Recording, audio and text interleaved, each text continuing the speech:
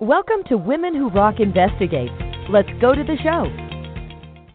And good morning. This is your show host, Ms. Diane Winbush, and thank you for tuning in this morning. So we have a panel with us on today, and we would like to discuss in regards to policy and government and how to lobby for better change in prison settings, and that's what we're talking about because we noticed that there has been a large, or I guess I would like to say massive, prison release since the COVID or due to the COVID-19. So here to discuss these controversies center around these hot button topics are criminal defense attorney Alan Friedman of Friedman Law Firm, LLC, in Sanford, Connecticut, also immigration law attorney and vice president of the ICE Immigration Committee of the Central Florida chapter of the American Immigration Lawyers Association, which resides in Tallahassee, Florida, and she is none other than Elizabeth Ricci from Rambana and Ricci Law, if I'm pronouncing that right. And last but not least, we have advocacy and policy government and delegate for also for former president candidate Hillary Clinton, and it's none other than Nyla Amaru. Welcome to the panel on today, ladies and gentlemen. Thank you, Diane, for having us.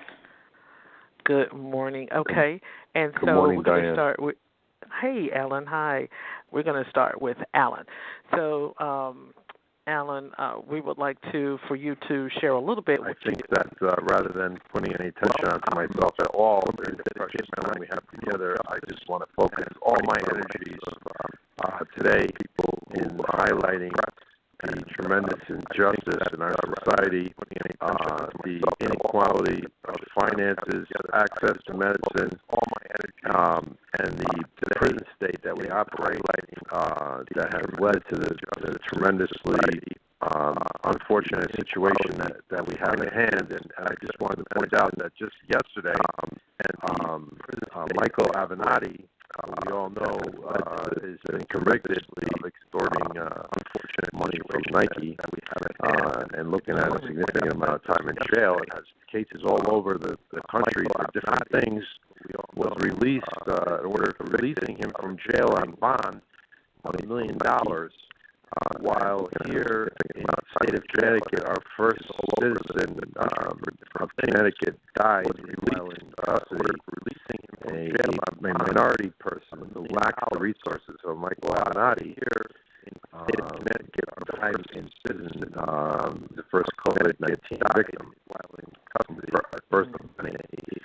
I just think that in our society, this is just another example of how people with powerful have access to resources, unfair advantage in the criminal justice system, and people who lack financial resources don't have the housing or the medical resources to have a healthy lifestyle, and they're vulnerable not only to this virus, but they're vulnerable to exploitation and unfair result in the criminal justice system. So I just say basically my life is dedicated to correcting this injustice and doing what I can every day to help make this a better situation. Great. So, Elizabeth, you next. You can go ahead and share with the audience a little bit about you and about what you do and why did you decide to be an attorney for immigration, Hispanic, or Latino, or we'll just say, because we already discussed that back in 2019, that Latinos and, the ethnic backgrounds are a little bit different. So go ahead and put that into notes. Sure. Thanks, Diane. When I was on the show back in October, I mentioned that immigration is not a purely Hispanic issue, and that's still the case.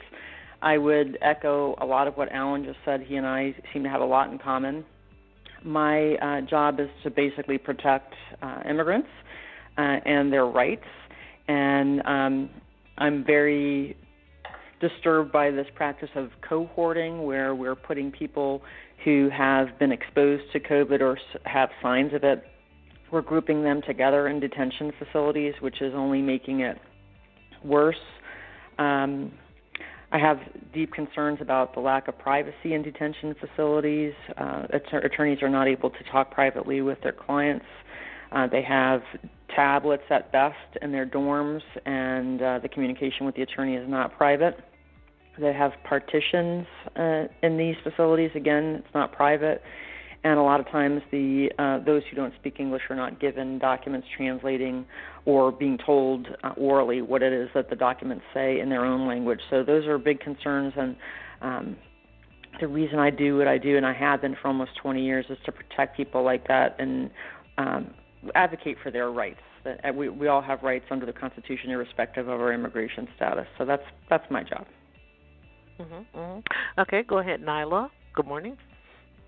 Hi, good morning. Yes, I am Nayela Amaru, and I am an advocacy and policy strategist, which essentially means that I work with everyday people, community-based organizations, advocacy groups, and work with them in terms of designing and executing and implementing advocacy campaigns when it comes to legislation, some budget advocacy in terms of how can we ensure that our government, which is rooted in the power of the people, truly represents everyday people and their interests, and really beginning to create frameworks and models by building people power from the ground up and making sure that government representatives are being responsive to the needs of everyday people. Mm-hmm. Great. And so this question is back to Alan. So in our society, as we have probably discussed before, I think everyone on the panel today has been on the show at least twice or three times. I think this is your third time. And so in regards to sometimes government or law will make a differentiation as to how we release individuals. What would be your intake on the aspect if it was Harvey Weinstein and the COVID-19 came up, which is not funny, but sometimes we have a depiction as to how we see individuals. We class them, we stereotype them, we put them in certain classifications as to which one would suit best for release, because it was a big release for the COVID-19 and a lot of the prison institutions. And now, if I'm not mistaken, I saw on the news the other day where another one has died, even in, I think is it Parchment, if I'm not mistaken. And so people are losing their lives over this. So give us an intake on that as to how you see how we differentiate as to who goes home and who stays in the prison and becomes infected with this. Well, I just want to say, just to reiterate what I said on a previous show, in case anyone wasn't listening, that as a society, the United States of America is in a very vulnerable situation to handle the COVID-19 crisis, because we have a vast proportion of our population locked down, and that also includes the undocumented individuals. Mm-hmm. These are not illegal aliens. These are undocumented people. These are people, the majority of them, who never committed a crime, who just happen to lack legal status in the United States, who are being detained in these immigration facilities. So we have to add those people into our mix of people who are locked down in our prison culture. As I mentioned in previous shows, we have 20% of the world's population locked down in the United States. So this creates a breeding ground for disease and for the spread of pandemics. And when I was recently reading the fascinating book about the 1918 pandemic, it pointed out that one of the main reasons why that pandemic spread so much is because, of course, at that time we were in the middle of World War I, and we had massive concentrations of troops in camps preparing to be sent off to battle and in the front lines in Europe fighting the war. So these prisons create the ideal breeding ground for the disease. And I just want to share an analogy. In my past, my relatives escaped from Nazi Germany in the Holocaust. And I don't know even how they got the papers to get out of there and land in Ellis Island, and why others perished in the Holocaust and were killed. And I think that it's the same situation now. To answer your question is to answer the question, who's going to get out of jail and who's going to perish in the COVID crisis in the prison. It's a very similar analogy because the courts are, for the most part, closed. It really depends upon which lawyer you have, whether they have access to reach a judge, to file a motion. A lot of it is political because a lot of the cases where jurisdictions are open, a lot of different jurisdictions throughout the country, for instance, in New York, they're having more access to courts and more review of these type of cases. They come up with proposed lists that it's not a state attorney, it's a district attorney in New York is reviewing the list and having objections to certain individuals. So depending upon whether your case is political or not, they'll object. They don't want to have any political heat for releasing the wrong person. It's very random. I guess that's the word I'm looking for. So it really, to answer your question, since we're dealing with a nationwide problem, and since we have a federalized system where we have each individual state running its own criminal justice system, we really have a problem right now where each individual state is operating to a different extent, and we need to work within the context of that state. I would just say if I was a listener right now, if I had a family member who was in prison, who was locked down, I would utilize every resource at my disposal, including I would recommend doing the following. Not only contacting your lawyer, your public defender, I would reach out to your local newspaper and your local television reporter and let them know that your loved one is in the COVID situation and how many people in the facility they're in are ill. And I would also contact your congressman and your representatives in the local and federal government and let them know as well, and put as much pressure as possible, because that's really what's going to get the job done. Mm-hmm. That's your best chance to get your loved one out. Okay. Perfect. Diane, I'd like to expand upon what Alan just said. It's not; those are all great tips, and in addition to contacting the media and legislators, showing up and protesting at facilities. There have been protests inside and outside of facilities, including immigration detention centers, and those protests have attracted the media, which has then effectuated change on how these detention facilities and prisons treat people who have symptoms, how they release people. So there's a lot of power in the protests, in contacting media, in contacting legislators, and we should certainly be exercising that now. Absolutely. And so the next question was also going to be to you, Elizabeth, in regards to your practice as to what that you're seeing, because I know sometimes immigrations, we will not say Hispanics.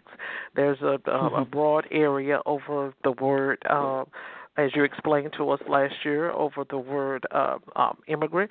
So what are you saying where you are as to, because sometimes immigrants are the last ones, they're at the bottom. I know African Americans are also too, but I know immigrants are at the bottom of the barrel too, because of their language deficiency as to how they communicate. And so sometimes people will, push them off to the side, and they'll just, okay, you know, we're not going to let you out, and what have you, pandemic or not, and sometimes we have here in the United States, we have a bad habit of stereotyping individuals and classifying them. So what are you seeing there in your location of Florida as to how people are reacting to this on the immigration level? Well, in Florida, we have two big centers, the notorious facility Chrome in South Florida and the Broward Transition Center in Fort Lauderdale. And ICE does not own all of its detention facilities. They do have private contracts with companies like GEO Group. So the standards are not the same in all of the facilities, which only creates more confusion, especially among people who don't have English as a first language. So there's not consistency, which is scary, and people are confused. We're getting calls from people wanting to know how they can contact family members, which was already difficult, and now with the virus it's even more so. We are telling people that they can go to gettingout.com. It's a website that you can use to see if there are Skype-type visits available at the facility where your loved one is. And we're telling people that unless you have an attorney, there may not be any contact at all, because most courts have said that, or most detention facilities have said, we're discontinuing all visits except for attorney visits. But again, we have concerns with those because of privacy issues. And they're inconsistent in how they're being held. Some are saying it's by telephone in the lobby, and they're not providing the protective gear to attorneys. You have to bring your own. They claim that they're wiping the phones down in the lobbies. Others are using those pads, the pads in the dorms, kind of like iPads. And it's just inconsistent, and it's a scary time. So we tell people, if you don't have an attorney, like Alan said, it's a good time to get one, or contact one if you can't afford an attorney. Perhaps get one through the immigration court to be able to find your relative and see what's going on. But ICE has said that they are going to be entertaining requests for detainees, again, Diane, of any nationality, not just Hispanics, who have a documented illness and are in a high-risk group for COVID-19, and that they are entertaining their release. So if a loved one has something like that, it is definitely they're definitely encouraged to contact the facility directly or through their attorney and ask for the release. There's certainly no harm done, and there's no cost associated with making a request for release, but you may need to get medical records that there may be a cost associated with to show the facility the person does have some kind of pre-existing condition or at a high risk, so that they can advocate for their release. But the problem with that is people who are undocumented themselves and are not detained are going to be scared to do that. Mm-hmm. They're worried, are they going to get detained if they ask ICE to release their loved one? So it's a vicious cycle here. Absolutely. I mean, I don't understand the factor as to why when individuals question, that's a immigrant as well as I guess a U.S. citizen. It's the same thing. If you go in and ask any questions about any prisoner or offender, it seems like the individual that does the asking of the questions, they will, they're subject to get put in handcuffs as well. Wow. So in regards to that, one more question too, in regards to that, Elizabeth, so do you see where there may be a lot of tort claims that may arise from behind COVID-19? That's such a great question. I've been wondering that this entire time. Across the board, how are people going to be suing because of how they were treated, not just in facilities, detention facilities, but in hospitals? Is this considered an act of God? Is this something that insurance companies will cover? I don't do personal injury, but I had been wondering that, and I'd love to know the other panelists' thoughts on tort liability in this context, because this will cost billions of dollars, and I'm not sure that courts are going to entertain those claims. Okay.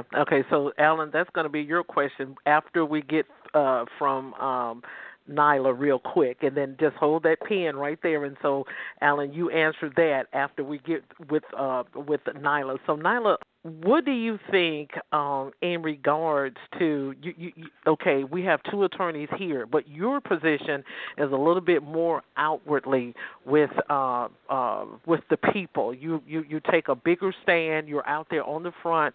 You're more you're outspoken. Of course, they're in the courtroom, but you're out there in front of the politics and everybody and what have you.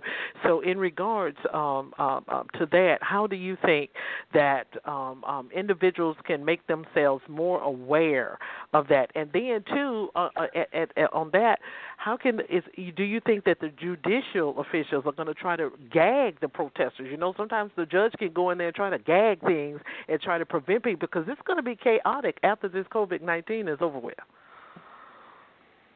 To your first question, in terms of, how can individuals become more aware, I think it's important to note that, access to information is, like a lot of things, unfortunately, in the American context, oftentimes filtered and controlled by power, which is very much connected to wealth and access. And so when we're talking about just everyday people in terms of how can they advocate for folks who are currently incarcerated and going through this horrible situation, who don't necessarily, for an entire community of people who don't have the privilege to socially distance, right, because they are, trapped in the physical confines of prisons and jails for that matter as well. I look at this through the lens of advocacy of what can people who are currently not justice involved, what can they do to bring attention to help reframe this argument? Because one of the biggest challenges consistently, as someone who started off as an organizer in criminal justice spaces, is that there is a tremendous stereotype, which we've touched on, in terms of the rights and freedoms of incarcerated peoples. And so the current conversation has been public health for those of us who have, not yet gone through the system or who may be on parole and therefore have the rights and freedoms to our public health, right?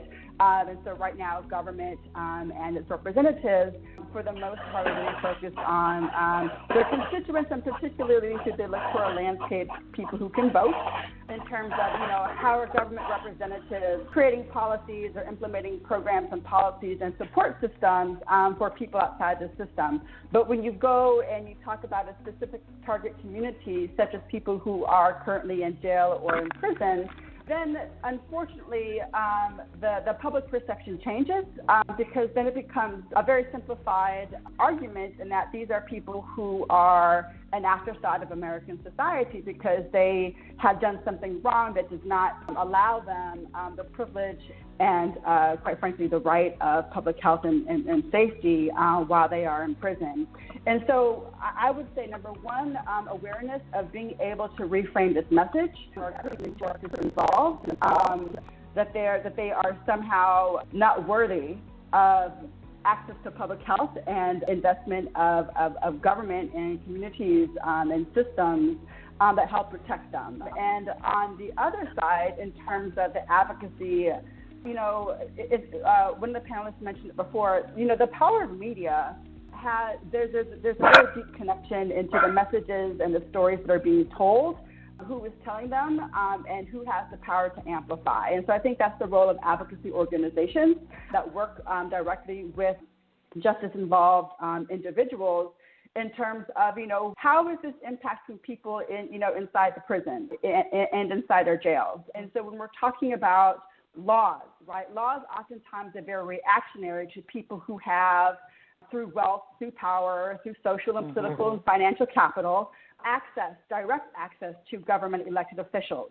And in a time such as this, where everyone is self-isolating, it just becomes an additional challenge, but not one that is not necessarily one that cannot be overcome, but just requires advocates and everyday people to be more creative and be more innovative and being just as vigilant as we always have been in terms of making sure that in American society, that regardless of whether or not we've touched the criminal justice system, that the American government is investing in policies and programs and making sure that people are being protected regardless of their citizenship status, regardless of whether they are justice involved, and making sure that we are making the argument that, again, helps reframe who justice involved individuals are and how American society views them as a targeted population, one that has, unfortunately, relatively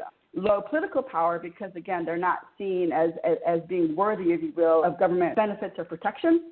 And what is our role as people who live in America in terms of making sure that we are using our voices to amplify those who are being silenced institutionally and deliberately, and making sure that we are organizing and using the media strategically to making sure that those horrible stories that people are going through in our jails and our prisons are being told, because oftentimes that is a key to mobilizing and shaping policy is the storytelling. And the most impactful storytelling is from those who are oftentimes directly impacted, such as right now with COVID and justice-involved individuals.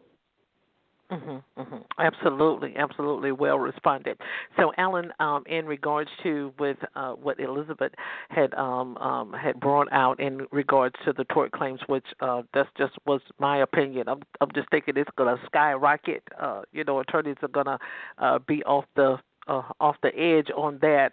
Trying to bring, I guess, truth for their clients in regards to some of the things that have went on with COVID-19. Just to hit back real quick on our previous show that we just came off of, and so it was Dr. Kay Van Way. She had made she's a malpractice attorney, and so she was making some statements as regards to some of the hospitals and nursing homes, should have been, up on their game and stuff like that, because they're, having issues with being cleanliness before the COVID-19 ever hit. And so I think that's just really going to shoot the ways for families to come out in regards to lawsuits. So in regards to, we're talking about prison reform and prison releases from that and things. I want you to touch back on to what Elizabeth was inquiring earlier. Yeah, a couple of things on that. Okay.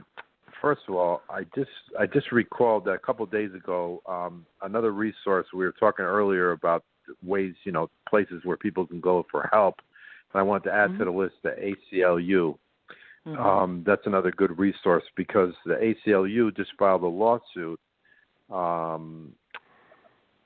against some prisons in Louisiana, seeking the release of some prisoners due to the devastating conditions there, on behalf of some inmates down there that had a range of conditions such as diabetes, asthma, hypertension, and other conditions that make them vulnerable to the virus. And this lawsuit is currently pending. So there's an opportunity for filing civil litigation right now to gain release, and inmates and families should consider that. But looking at the concept of, okay, somebody catches the COVID-19 virus while they're incarcerated, they suffer, a medical harm. There's lots of different angles for seeking recovery. Of course, we have a under the Eighth Amendment, we have a bar against cruel and unusual punishment. We have Section 1983 lawsuits under the Civil Rights Act that can be brought by inmates, and also brought on behalf of detainees, can be brought either in state or federal court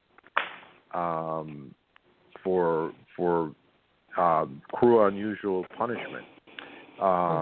There's also Bivens actions that can be brought for harm if you're injured in a federal prison or detention facility, that where your constitutional rights or federal rights are violated, resulting in an injury.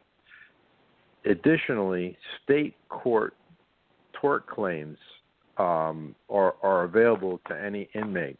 So to answer the question, absolutely, there's definitely going to be an avalanche of litigation and lawsuits for people who either get very sick or pass away, and their families as a result of this. But I think at the present moment, what we need to be more focused on is trying to free as many people. And I just wanted to meditate on this one thought. I just wanted to share this, and maybe some of the other panelists can weigh in on their opinion about this. This is something I've been really thinking about a lot, is if we as a society needed to lock all these people up in the first place, then how come now with the pandemic we can suddenly release all these people into home confinement and everything is working wonderfully, right? Everything is wonderful with home confinement, right? And much less expensive.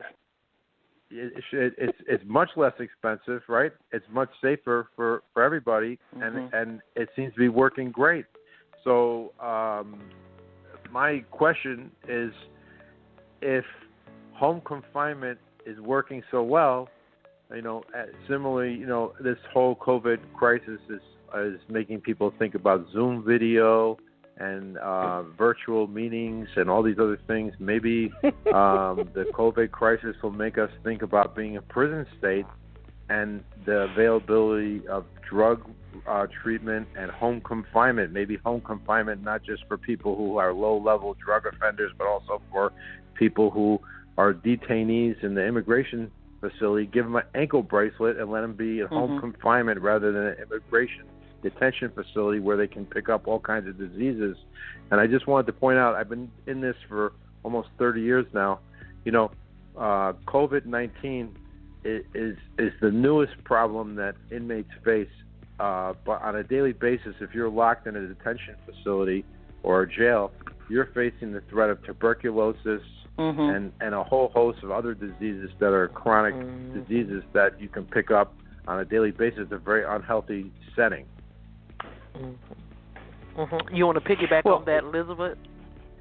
Sure. So, those are all great questions, and I think we all know the answer is that nobody's going to make any money off of home confinement, right? There's the immigration agreements that facilities have with counties.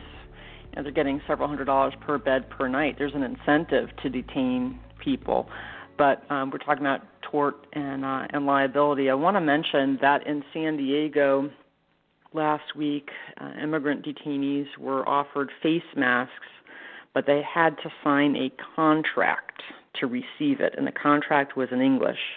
And a detention facility employee was translating the contract from English to Spanish, and there was a bilingual detainee there, and he understood exactly what was written in English and what was being said in Spanish. And the person who worked for the facility who was doing the translating left out the words "hold harmless" and continued to translate. And then the person who understood English and Spanish said to all of the Spanish speakers who were listening, "That's not what she just said. What that says that we hold them harmless." And the detainees got very angry and they wouldn't sign it.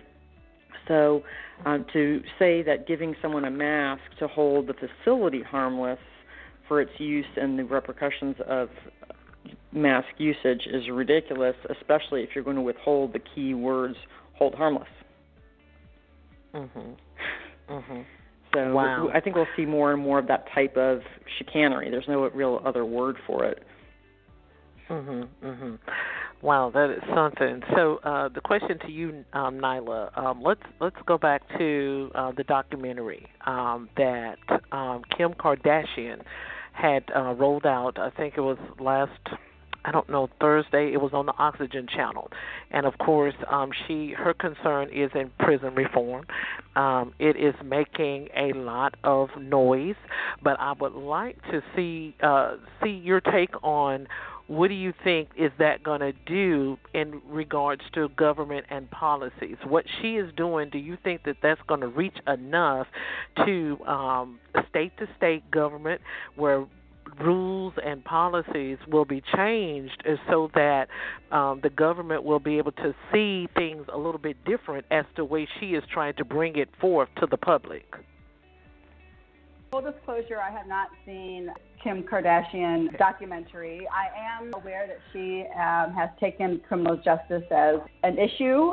With that said, I think when it comes to advocacy and organizing, the power and influence is never invested in one person, because if it's ever invested in one person, then you will not have a successful campaign. What makes it a successful advocacy campaign through the advocacy lens is making sure that we are organizing and mobilizing people, directly impacted people, rooted in shared values, right, in terms of what does equity and justice look like in an America where clearly laws and governing decisions come from that space of equity and justice, but rather oftentimes come from a place of power and wealth, right? And so I would say that the power of changing laws, the power of influencing government decision makers comes through a few different lenses. You know, as someone who has worked with and around elected officials for the past 20 years, I always say, you know, elected officials don't pass bills, coalitions do.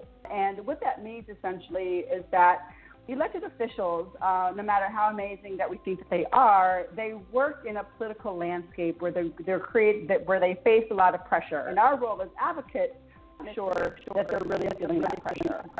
And we do that through the lenses of the three prongs of power, which is press, money, and votes, right? So elected officials are concerned about re-election, right? And so when they have to face a decision on what type of policy that we are going to support and vote for or vote against, they're thinking through the lens of what type of press coverage is this going to get me? Is this going to cost me negative press? Is it going to give me positive press? What does that lens look like in terms of the messaging, right? And that's where, you know, directly impacted communities and advocates can really help amplify the power of storytelling to tell the stories that elected officials are not telling, right? That are bail bond businesses are not telling, right? But like, what are the real stories of impact that directly impacted people are going through? And how do we strategically use that to amplify that to either garner positive or negative press for the elected officials that are either supporting us or not supporting us? The second lens is vote, right? And this is where it's really interesting, particularly through the criminal justice lens, particularly when it comes to universal voting rights. And now, unfortunately, you know, a lot of, that's not the case in America, where oftentimes when you go through the system, depending on the state, you can lose your right to vote, right? And so elected officials, you know, look at an entire population of people that literally have no or very, very limited political power. And so the needs and the concerns and the wants and the rights of, justice-involved citizens who are currently serving their sentences, who have come out and have lost their right to vote, there's an entire population of people who are, unfortunately, been stripped of their right to express their electoral wishes. And politicians know that, right? And so when it comes to votes, again, this goes back to public perception of justice-involved individuals. And I think this is also the role of advocates, is to help reframe that perception of who these people are, right? These people are our family. They are our cousins, our brothers, our mothers, our aunties, our uncles. You know, everyday people are going through the system for a variety of different reasons. But the simplified narrative through American society, which makes being quote-unquote tough on crime such a game winner, unfortunately, is that these are people who have done something horrible to deserve whatever happens to them. And until we're able to fundamentally change that message, that people who are involved in the criminal justice system for whatever reason, moving it from like this is the result of individual actions without connecting it to the way that there have been multiple societal failures that have led and created an entire group of people to be in prison. And so I think that's when it comes to votes, the elected officials are really concerned about what's this going to cost me in terms of votes, because that impacts the last point of decision making when it comes to politicians, which is money, right? If I support, certain criminal justice policies, what's the ramifications in terms of money, donations, right? If it's an election year and I'm perceived to be soft on crime, then, what is that going to cost me in terms of finances, right? And so I think that there are different levels in terms of when we're talking about what does it take to, one, fundamentally shift the messaging and the framework of how American society views people who are involved in the criminal justice system, and how do we make that connection from, moving a group of people and changing that perception of a group of people as people who are deserving of whatever horrible thing happens to them, which is the current narrative, to finding messaging and creating policies and organizing around policies and programs rooted in equity and justice because as we know, equity and justice are not the North Stars that currently guide our criminal justice laws, right? It's politics. It's petty politics determined based off of, again, press, money, and votes. What is it going to take for me as an elected official, as a government representative, to get reelected? Instead of through the lens of what is it going to take from us as government representatives to ensure that we are creating policies that are rooted in equity, towards real justice, that we are protecting everyone on American soil and not just the people who happen to be outside of the criminal justice system. Mm-hmm. Wow, awesome. Diane, if I can add to that, yes. what Ayanna just said, and bring it back with what Alan said at the beginning. Most immigrants who are in these detention facilities are not criminal. They, being in the United States without documentation is generally not a crime. So we've got people who are costing our government thousands of dollars, like I said, hundreds per night for a bed space, when they're not even criminals, or at least serious criminals. So we need to realize that these, like Ayanna just said, these are our neighbors, friends, and people who don't necessarily have criminal histories and should not be in this context. Absolutely. So we have a little bit, about a few more minutes left, about 10 minutes. I want to touch on. Can I add one more point on that? I just wanted to add this one more point. President Obama, I had a lot of respect for him. I just wanted to point out, a lot of people didn't realize that President Obama silently was a stealth deporter who was deporting on the average of approximately 200. I'm just going off my memory right now, but approximately 240,000 undocumented immigrants per year at average cost of approximately $45,000 per person when you take into account the apprehension, the detention, the adjudication, and the transportation of the individual back to their native country. And I just wanted to throw this concept out, just for listeners thinking about that, right? What societal benefit does that bring to the United States of America to take these people and repatriate them back to their country? What did that inure? Think about if you add that math up, 240,000 over 8 years of presidency per year at $45,000 per person, and you add up that math, it's huge, right? If we had taken that money and we had used that money to give a free college tuition to every underprivileged youth in America, give better health care to every person who needs it in our country, where would we be today? Simple point. I think this war on undocumented individuals we're spending a lot of money for a political buzzword, just as our wise advocate for public policy has just mentioned, that try to gain votes for certain political interests, but we're spending our resources in areas that don't give us any benefit to our society. Deporting people doesn't really help us as a society, and we're not getting ourselves prepared for the technological war that we have to win to be ready for the next technological innovation, so we can compete against other nations in the future. Same could be said for foreign aid. We're talking about pulling all our aid out for the Northern Triangle and Latin America. If we do that, illegal immigration from that region will increase. And we're talking about technology. We're not educating people in technology here, so we have to import those workers. But we're putting strict limitations on those workers, like the H-1B program. So if we're not going to do it one way, we have to do it another. Absolutely. So this last question is going to be, next to the last question is going to be for both of the attorneys in regards to inmates, offenders. I hate to call them inmates. I like to say offenders or what have you. So in regards, before they get, there are several steps that anyone can take if they have been incarcerated and they feel that they are not guilty.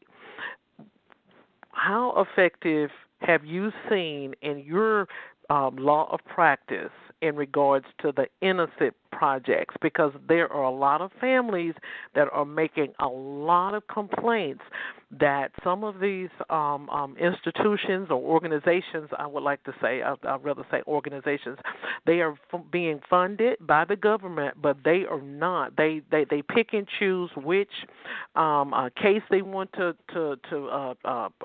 I guess advocate for or what have you. And so how effective is Innocence Project? Because I know I reached out to one to try to help one offender right here in our in the South, in Tennessee, and Florida's the South too. Sorry about that. And so when I reached out to the individual, they went in and started being judgmental. They're going to give him the electric chair, and he's not going to be able to get out, and so we can't have anything to do with this case and what have you. But some of these organizations are funded by the government, and I thought that was a very harsh response. And I think that some individuals are just innocent projects in name only, and they're not effective for families who are trying to get answers and resources as to their loved ones being incarcerated. So each attorney can take their a few minutes to answer that. Alan, I'll defer to you to go first.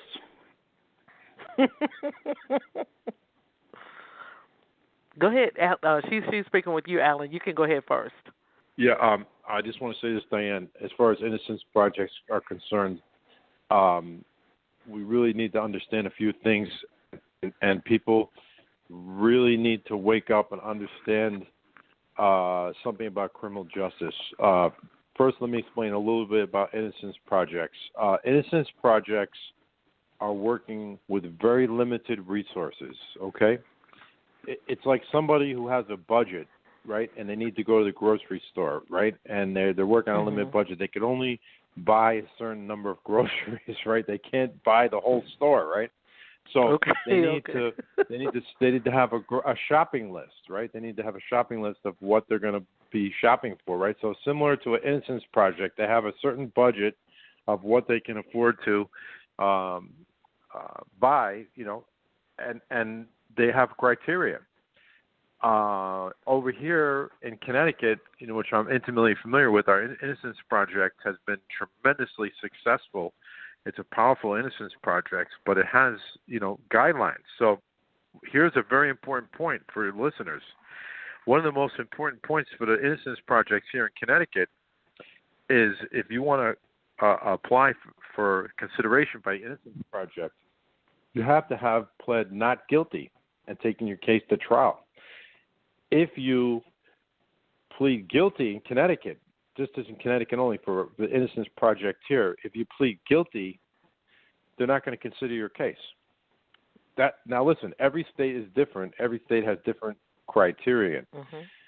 But I just want to point out to people who may be frustrated because a certain Innocence Project may not accept your case, or may not be interested in your case. That doesn't mean your case doesn't have validity. That doesn't mean you shouldn't give up on your case. What that just means is this means that the Innocence Project you're working with has limited resources. They have certain guidelines. And the best analogy I would give for this is when you're applying for, let's say, scholarships for colleges, they can't give a scholarship to everybody. Each scholarship has its own rules and procedures as to who qualifies and who they want to give aid to. So there's a lot of private lawyers out there who are interested in helping people who are wrongfully accused, wrongfully convicted, and who invest resources in helping people. If you've applied for Innocence Project and you haven't had success, if you're incarcerated or if your loved one's incarcerated, you can try writing letters to lawyers, and explaining your case. Maybe somebody will take you on as a pro bono case who finds interest in your case. There's plenty of lawyers like myself who take on pro bono cases throughout the year if they find there's a cause that's worthy and it's interesting to them. There's lots of lawyers, so I just want people to know that because it can be very frustrating when you're wrongfully accused and convicted of a crime. If you've been pressured into accepting a plea bargain under the threat of exposure to a long time in jail, and then you're wanting some help, and then you're getting the door slammed in your face, and it can be very frustrating. Don't give up. Just keep trying. Mm-hmm. And I'm going to add to that you all may not realize who are listening, but you don't have a right to an attorney in the criminal context precisely because it's not criminal, right? So as I mentioned, immigration is generally it's an administrative or a civil area of law. It's not criminal. So you don't have a right to an attorney in the deportation context of the immigration court, but where the two paths cross, what we call crimmigration, right, criminal law and immigration law, is at the plea, and the plea must be informed. So if someone enters a guilty plea and they are not told of the immigration consequences of that plea, that may change the outcome of their immigration case down the road. And the example we always use was actually here in Tallahassee, where a federal judge said that if the alien knew, like getting on a plane, if you know when you get on a plane that it's going to crash, you're not going to get on. If you know that entering a guilty plea is going to result in deportation, you're not going to enter that plea. When you get on a plane, you know it might crash, and you have the choice whether to get on or not. You have the choice whether to enter that plea and see what happens with your immigration case. But if you know that plea is going to result in your deportation, you're not going to make that plea. If you know that plane is going to crash, you're not going to get on. So that plea needs to be informed at the criminal level to ensure that you have something to go on and as a deportation defense down the road. Mm-hmm. Absolutely.